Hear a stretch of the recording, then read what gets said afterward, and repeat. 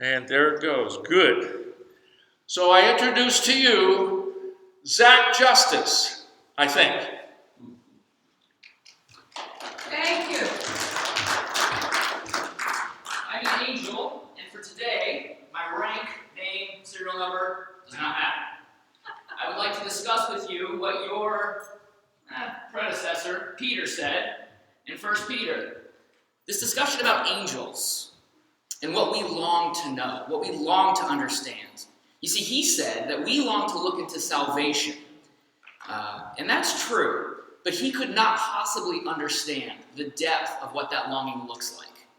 You see, for us, we are straining to look into what salvation is. We are exerting ourselves to understand these concepts like grace and mercy and sacrifice. And though Peter did his best to explain, he can't understand how vast the difference in how God interacts with us, angels, versus you, humans. I want to impress upon you the intense interest that we have concerning the Son's death on your behalf, and our bewilderment at how so many of you take it with no consideration, as if to receive such a gift is almost meaningless. See, we're on the edge of our seats in amazement as we look into the gospel, and most of you are half asleep in boredom on its presentation every Sunday morning. You see, one of the most curious traits about humanity is your ability to so quickly forget your place in the Master's heart. See, we angels have this very unique perspective. You see, we can see both the physical realm that you occupy and the spiritual realm that you occupy but don't see. Though we are in time like you, we are different from you. You see, for us, time does not dull or darken the way of God working in the world as it does for you. There is no gap in our understanding of the plan and the work of God throughout history. We don't have the luxury of the passage of time darkening the facts, causing us to forget, or having death break in and break up the plan of God as it works throughout the world. You see, for us, the fall of mankind, the reign of the Roman Empire, the horrors of World War II are all one storyline. We don't forget how God works. At the same time, the blessings and the opportunities that God gives you, we don't forget months later as a new trial shows up and all that God has done is quickly forgotten by humans as he works in the world. But let me start from the beginning. Our kind is different from you. We are not made of the souls of deceased children or dead clockmakers trying to earn their wings by saving the suicidal George Baileys of the world. We came into existence at the voice of God, at his command. And as soon as we came into existence and we looked on the glory of the Master, a multi-million voice choir began to sing a song that is still reverberating throughout heaven, the worship of the one true God. And we have been singing that song from eternity past, from our existence, and throughout all of time. And we had the rare opportunity to watch as he majestically began to speak other things into existence. As we watched, our hearts grew as he spoke things that we couldn't begin to understand into existence. He formed a world. He formed the stars. And then he began to form things on a specific world. He began to speak life into existence. And there were birds, and there were fish, and there were reptiles, and trees, and mammals, and creatures of all shapes and sizes, as vast and as mysterious from each other as they could be.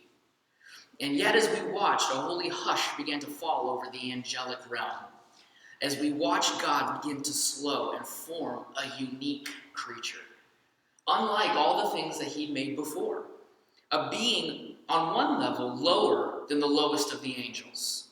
And yet this being had something that the highest of angels cannot begin to understand. You see, this creature was of the earth, and yet this creature was given the breath of God, the only thing made in his image. And that is where our minds began to boggle. Because, you see, we call the Master, Master. But this creature could call the Master Father and would walk with him and talk with him and have a relationship that we just didn't understand. It was beyond us. But this breathing dust that he made was so fragile. Like the little flick of our hand done incorrectly against this creature, he would die. He needs oxygen. Can you imagine? He needs to breathe the byproduct of plants to stay alive. And yet the master called him son, created him for relationship, encased him with flesh, but gave him a spirit that will live forever. And this is amazing to us, this unique relationship. It's beyond our comprehension and beyond what we can understand. And so we watched with wonder as this man called Adam began to walk with the creator of the universe every day in the cool of the evening. And our wonder grew more when God put this man to sleep and then created his helper, Eve. And we watched these two interact with each other and watch these two interact with their creator, again, in a way that we can't understand fully. And our joy just grew and grew as their joy in their maker grew and grew. But unfortunately, that joy was not meant to go on forever in that way. You see, there was one of our kind who did not like what God had done. There was one of our kind that looked at this and had envy and jealousy and wondered why this creature gets to have this relationship. This creature is made in his image. And that joy began to unwind for us. We all remember with clarity when the created order was impacted by sin. It was like watching a perfectly sculpted crystal fall off of a shelf and shatter onto the floor into 1,000 pieces. You see, we can remember how Lucifer took the form of a serpent and slithered into the perfect garden that God had created. And to our amazement, God allowed Lucifer to slither into the perfect garden that he had created. And we screamed an internal scream of horror as the sovereign Lord allowed this creature to speak words to this woman. Words, it's hard to explain. You see, we worship him always perfectly. And this woman had worshipped him perfectly. But then, as she listens to the voice of the serpent, she pauses, she starts to listen, and then doubt begins to grow, and then pride takes root in her heart, and she begins to believe the lie. The lie that you can be your own God, that you can be your own master, that you can be the director of your own fate. It was the lie that the serpent believed, it is the lie that Eve believed, and it is the lie that every human from that point till now has believed, that you can call your own shots, that you do not need to be in submission to the Father of the universe. You see, you must understand, we are the ones who call out, holy, holy, holy is the Lord God Almighty. The whole earth is full of his glory. And we watch this creature desire that glory for herself and to break the order of worship and how things are supposed to be. And this was horrific for us to watch. You see, we watched as Eve ate and then gave to her husband Adam. And we felt, as much as saw, the consequences of sin's encroachment on God's plan and God's created order of things. We experienced the change immediately. Evil began to proceed in existence in the physical realm. It had existed in the spiritual realm before, through the serpent, through sin, but not in the physical realm with these people. And now we saw things were going to be different. They began to recognize the difference amongst themselves almost immediately. They experienced a thing we don't understand. I think your kind calls it shame. And we saw it in the way that they tried to encase or cover their physical covering, their flesh, with plant life, to try to put fig leaves together, to hide from each other, to hide from their creator God.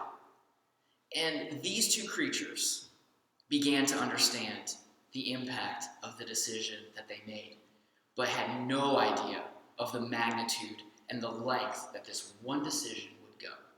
Just like humans today make decisions without understanding the impact of where those decisions can go. No thought process given to it. But what followed began the mystery. You see, we expected instant judgment to fall from heaven on these two, because that's what happened to angels when my brothers fell. God drove them out of his presence as light drives out darkness with the flick of a switch. And yet, with humanity, there was no instant falling of the judgment. God proceeded to come as he always did, to call, Adam, where are you? Why are you not where I am? Why is there no walk? You see, there was no flicking out of the kingdom of God instantaneously. You, fleshly creatures, have received mercy from the first moment of your fall. You received mercy. Instead of instant separation and death into the abyss, you were given a conversation and the mercy of 3 curses. You see, the curse stated to the serpent was that the offspring of this woman would undo what he had started, but at great cost to himself. And that the seed of this woman, and today's not the day to have a discussion as to how mysterious that phrase is, the seed of this woman would undo what has begun, but that there would be a bruising of the heel in the process. But again, the mystery continued because Lucifer was allowed to leave the garden with the jeer on his face. He had struck the heart of God and was not instantaneously judged. And he left the garden. The woman was cursed never to find her complete satisfaction in relationships, specifically with the one that she was created for and with. So no matter how far she reached and how many children she would have, there would always be a hole in her life that only the divine creator could fill, so that she would never be able to walk fully away from God without being drawn to the need for him. That was her curse and her blessing. And the man was cursed never to be able to find complete satisfaction in work or finding his value in wealth or strength or power. He would have a hole in his being that only the Creator God could fill. And no amount of work and no amount of resources could ever fully satisfy him. You see why we angels look at this with mystery in our eyes? You see, you think of those curses as an angry God punishing you and showing wrath and hatred. We see it as an act of mercy because God did not allow you to fall into yourselves. He put blocks in place to keep you from worshiping yourself and finding satisfaction in something apart from him. And whereas you continually try to find that satisfaction apart from him, you know it's not there. And you know there's something more. And that mercy is a string that pulls you constantly, pulls you back to the heart of God and gives you an opportunity to be saved. You see our mystery? Why we long to look into this? It is beyond our understanding to see this love and this grace that has been shown to humanity. To compound our bewilderment, we watch as God's grace continued because he did not stop everything bad from happening. We felt the ripples as the first murder took place and the blood of an innocent man hit the ground and cried out to heaven. And I cannot begin to describe to you the millions of ripples throughout heaven that have happened with the death of creatures made in the image of God as that rippling continued on. You see, we watch all of this with amazement because of the nature of this. And Satan was allowed to take what he wanted for a moment, and God did not stop. And we then watched as 8 were saved through a flood, and then we continued to watch as God called one old man from the city of Ur and made him into a nation. And we watched as that nation grew to millions. And we began to wonder, how is the fulfillment going to happen? We watched every single human generation not be able to solve the sin problem. Not only could they not solve their own sin problem, they couldn't help anyone else with their own. They just kept adding sin to the account. Every generation. And as we watched, the cosmic scales of judgment just continued to rise with nothing to stop the flow of judgment that should be coming. And there were some highlights, but even the highlights had darkness tainted, that if the lowest of my kind did anything close to what you humans do, even the best of you are likely to be extinguished. So there's David, a messianic king, but how did his reign end? And there was Moses, a man who was pursuing God, and yet, how did his time end? And so we wondered, how is this sin going to be undone through the descendant of the woman? When every single descendant of the woman only makes the problem worse, not better. And our tension mounted with each passing revolution around your son, because we heard a rumor, and we couldn't quite believe this unbelievable fact, but the rumor was this, that God the Son was going to condescend and come to earth and take on a human nature. You see, we angels can sometimes look like you. Like back 85 years ago, I was allowed for a moment to appear in human form. I took this particular human form because it's pathetic looking, and I didn't want to put the guy through too much of a test. It was during the Great Depression, and I wanted to test his generosity. And so I took on the mantle of flesh for a minute. It's like wearing a restrictive garment, something that just like binds you. It's disgusting, right? So I had to take this human nature, and just for a moment, just to test this man in New Jersey to see if he would give to the Lord based on his convictions, to test that heart of his on behalf of the Master. Okay, so to think of God the Son taking an angelic form is too much for us. We're talking the infinite. Becoming an angel is still becoming finite. But you can imagine our unbelievable understanding that not only would this infinite being take a form of a finite creature, but a finite creature encased in flesh like you, to become a human, to need air to breathe, to not be able to focus his eyes at first, to not be able to just get up and walk. It was too much for us. We weren't sure we could fully believe that God would go this far, to lower himself this much to save humanity. You see, in the part that just floors us is this. The average human hears of God the Son becoming a human, and they take about as much interest as that as being told that Julius Caesar was an emperor. It has no impact. I believe you're about to celebrate the incarnation of the Son, and in your culture, for some reason, you celebrate it as a fat man wearing velvet, and elves making gifts, and tinsel on a tree, and eggnog, and food. The incarnation has been so missed by so many, but not to us. To watch the infinite become finite. And again, to answer the question, why? Why? Why do all of this? So on the night that the Son was born, we were sent to proclaim to some underprivileged humans the coming of this baby and what it was going to mean. And for a few moments, our Master allowed your kind to see us in one of our lesser forms and hear our declaration that glory to God in the highest, and on earth peace to men on whom his favor rests. You see, we can say those words, favor resting on you, but we don't understand it. We have not experienced that kind of favor. And so we were sent to declare this message to these angels. But we were also there in force for another reason. Again, the infinite had become finite. The all-powerful had become powerless and had contained himself in a 6.5-pound flesh thing, a baby in a manger. And the infinite God had become finite.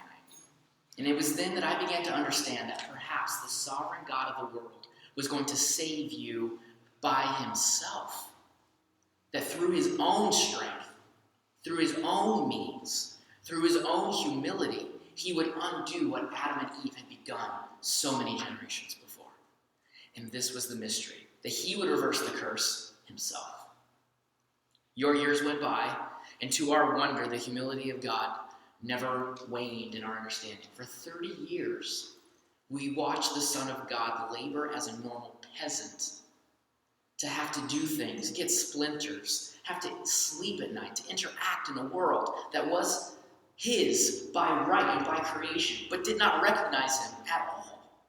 And so we watched all of this until the Lord declared that it was time for the Son to begin his ministry. And he boomed from heaven that this was his Son, and that he was loved by God. And we watched as the new representation of humanity went into a desert for round 2 of the battle between the temptation to be your own God happened with humanity's new representation, who was God. And this is where we watched as the Prince of Darkness probed and attacked the perfect Son of God, because the King of Light had taken to himself weaknesses by becoming you. He chose to be limited. He chose to become hungry so that when the temptation to turn rocks to bread was offered to him, it was real. He was starving. And when he was offered an opportunity to bypass a cross to save humanity, It was a real temptation for him. And to be accepted for what he was a real temptation for him because he became human. And each and every one of you knows hunger. And each and every one of you knows what it is to not belong. And each and every one of you knows what it is to be tempted to avoid suffering if you can. And he took that. He took the nature of a human with weaknesses so that he could understand you, to become you. And we watched as Satan probed and attacked with his best weaponry against the Son of God. And whereas Adam and Eve had a perfect environment, Jesus had 40 days in a desert of starvation. And whereas Adam and Eve had a relationship with each other to face temptation, Jesus was alone in a wilderness by himself to face temptation. And whereas they had perfect satisfaction and food in the form of a tree anywhere they wanted, Jesus took 40 days with nothing to eat. And yet, to your glory, he surpassed Adam and Eve. For your salvation, he overcame those things and refuted Satan. And he passed the test. But again, our wonder was this: Satan was allowed to leave again. And this is why we knew that this story wasn't over, that there had to be more to come, because Satan was allowed to continue his attack. And whereas the perfect Son, in his humility to the Father, obeyed and overcame, he still had ministry and work to do. So he triumphed where Adam failed. And on the night of the Son's death, even the wisest of our kind could not fathom the reason for the Master's plan. You see, we watch the Son wrestle with the divine plan of death of one man for the sake of all humanity. The difference is, this just isn't one man. This is the Creator God taking a hit for humanity. When a few of our brothers went to minister to him, if we could have, we would have sweat with him. And if we could have, we would have bled with and for him. But we are not able to do those things. And his best friends, his best human friends, were a stone's throw away, mumbling in their sleep, while the war of the world was happening for their souls in that garden at that moment. And they missed it. Just as you miss it. When the war of your soul is being waged, and this is the beauty of the love of God for you, he wages it anyway, without recognition, without support or help, because he's the God of the universe who loves. So we watched with rising horror and with taunt restraint because we were not allowed to intervene, as ignorant men came to arrest him. Our swords were drawn, ready to defend the Son, and under different circumstances we would have laughed at Peter, because he too drew his sword to defend the Son. And for one brief moment, a thrill of hope reigned throughout our ranks, because the Son turned to Peter and said, "Put your sword away. For don't you know, Peter, if I want, I could call on my Father in heaven, and he would put 12 legions of angels at my disposal." And we looked to the Master to see if he would give us the nod for us to defend the Son. And no nod came. In fact, the silence from heaven grew deafening over the next several hours, as the Son was arrested and betrayed and denied and beaten and convicted and flogged and mocked and tortured and abandoned and crucified for you. It happened so quickly, not because time sped up, but because the events were so unbelievable to us. The Master of Heaven had allowed the Son to die for you. And with that final breath, all of heaven wept. There was a severe earthquake on your planet at his death. I cannot begin to describe the quaking that rang throughout the spiritual realm upon his death. The infinite Son, more precious than the entire universe, both physical and spiritual, had died and given up his last breath for to us, seemingly worthless people. But it was at that point that we began to understand the worth that the Lord of Glory has declared on you, the value that he has given to you, the value that we see in the cost of the payment to win you back, to take you from a place of judgment and destruction, self-earned, to a place of glory and peace at his price, at his cost. It's this extravagant price that demonstrates what grace means, what forgiveness really looks like, and the cost of what love is. It's this grace that we long to understand.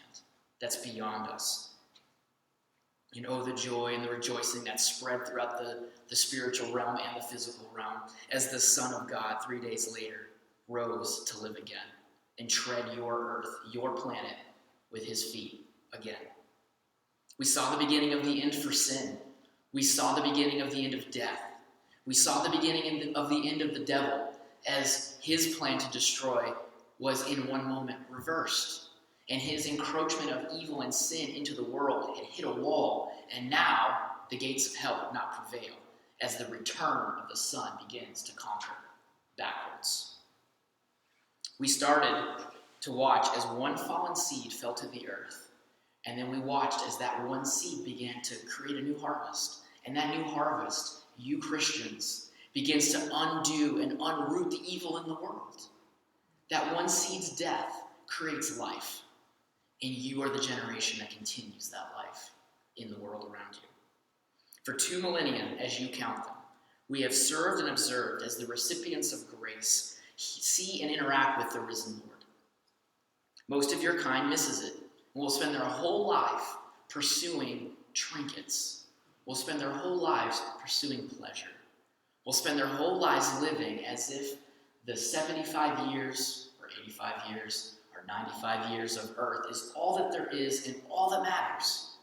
Missing the reality, as one of your authors has said, that humans do not have souls. Humans are souls, eternal souls that will live forever. And the things you spend your life pursuing only darken that inestimable gift that's been given to you. That eternal soul that dwells within you can be impacted by your physical life around you. This, again, is a mystery to us because we are primarily spirit and do not understand how the body can have such an impact on the soul, and the soul can have an impact on the body. And most importantly, why God would choose to intervene and intercede and become a body with a soul. And yet he did. You are a priceless soul, a priceless gift, and the value that the Father has bestowed on you is beyond our understanding. See, there's more rejoicing in heaven, not when someone wins the lottery, not when someone does something amazing and saves something. There is more rejoicing in heaven over one sinner who repents. There is more rejoicing in the 99 good people who don't need, and I put that in air quotes for your benefit, who don't need salvation.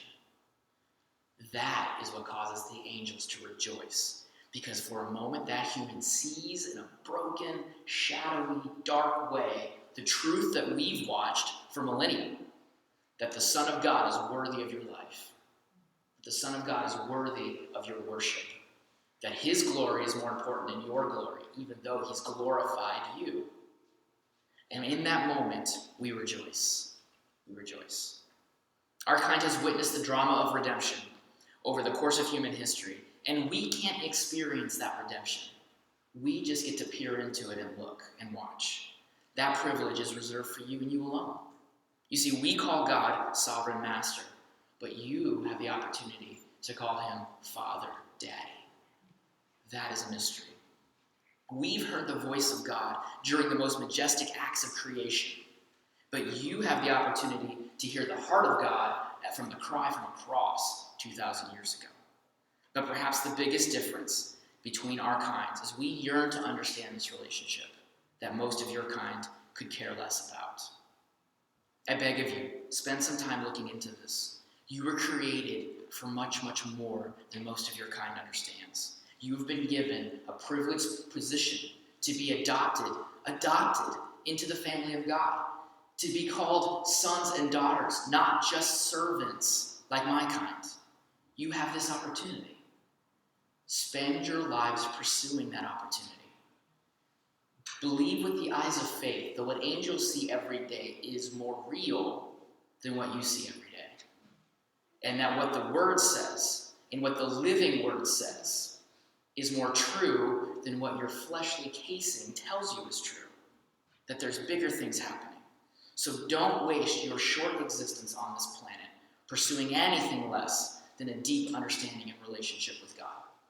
Do not spend it on anything less. Live by faith. Live by faith in the Son of God who loved you and gave himself up for you. Until the day you see as I do, continue to pursue, live with faith. And until we meet again before the throne of the Lord of glory, be encouraged. He is returning. And with this, I depart.